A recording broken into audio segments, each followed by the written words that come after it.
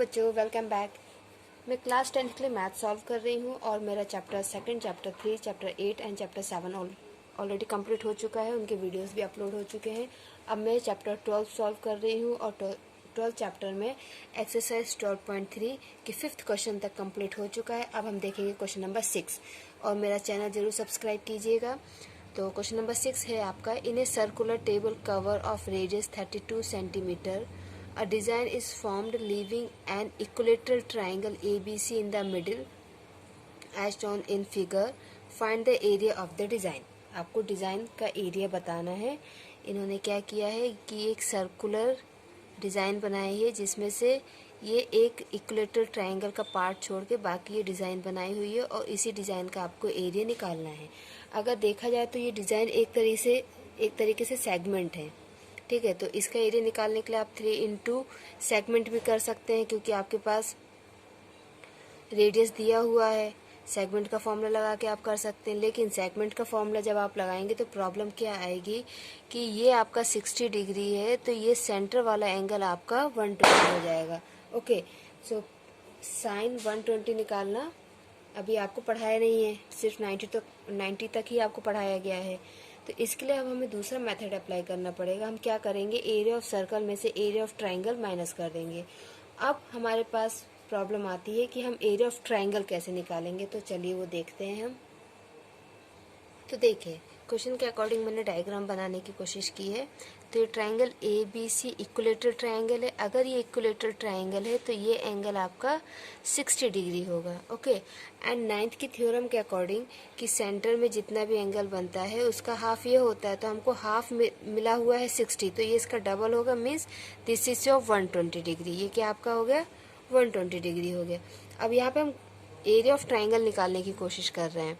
तो देखिए, हम यहाँ से एक परपेंडिकुलर डालेंगे और परपेंडिकुलर हमेशा क्या करता है कि उस कोड को 2 इक्वल पार्ट्स में डिवाइड कर देता है, ठीक है।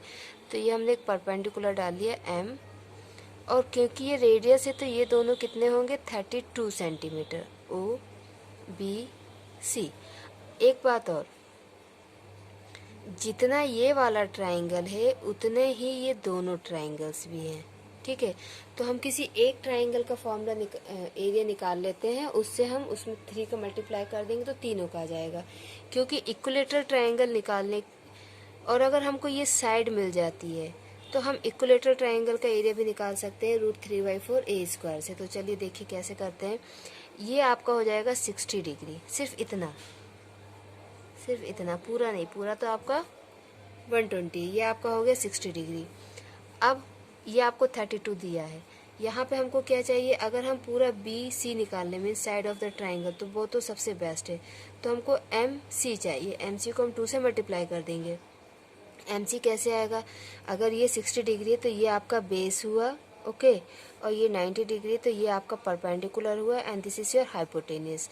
तो आपको परपेंडिकुलर और हाइपोटेनियस के बीच का रिलेशन चाहिए, मीन्स साइन थीटा होता है आपका परपेंडिकुलर अपॉन हाइपोटेनियस।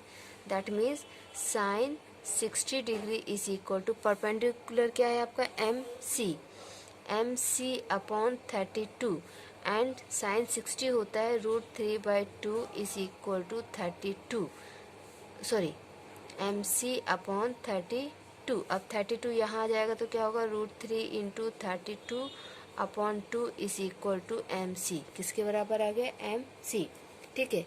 तो अब बी सी क्या होगा, twice of M C. Okay, तो हम क्या लिख सकते हैं, B C is equal to twice of M C is equal to 2 into √3 into 32 upon 2 से 2 कैंसिल, मीन्स बी सी कितना आ गया, 32 √3। अब हमारे पास अगर साइड ही आ गई है पूरी इक्विलेटरल ट्रायंगल की, तो हम डायरेक्ट इक्विलेटरल ट्रायंगल का फॉर्मूला लगा सकते हैं। अदरवाइज आप एक काम और कर सकते हैं कि आप कॉस थीटा से ओ एम भी निकाल सकते हैं। आप कॉस थीटा से ओ एम निकाल लेंगे और उसके बाद आप बेस इंटू हाइट करके इस ट्रायंगल का एरिया निकाल के मल्टीप्लाई 3 कर देंगे, ठीक है। आप वो भी कर सकते हैं। तो अब हम यहाँ पे फॉर्मूला लगाएंगे किसका, area of circle. Area of shaded part क्या होगा, area of shaded part is equal to area of circle minus area of equilateral triangle. Okay, तो area of circle pi r square, equilateral triangle √3/4 a square means side square. Okay, so pi यहाँ पे इस question में नहीं mention किया तो हम 22/7 लेंगे। आर है आपका 32 × 32 माइनस √3/4, साइड है 32√3 मीन्स 32 × √3 × 32 × √3। ओके, ये हो गया। अब ये तो हमको मल्टीप्लाई करना पड़ेगा, पूरा 32 का स्क्वायर करना पड़ेगा। तो 32 का स्क्वायर मीन्स 32 × 32। ओके, इसको करके देख लीजिए। 2 2 4 2 3 7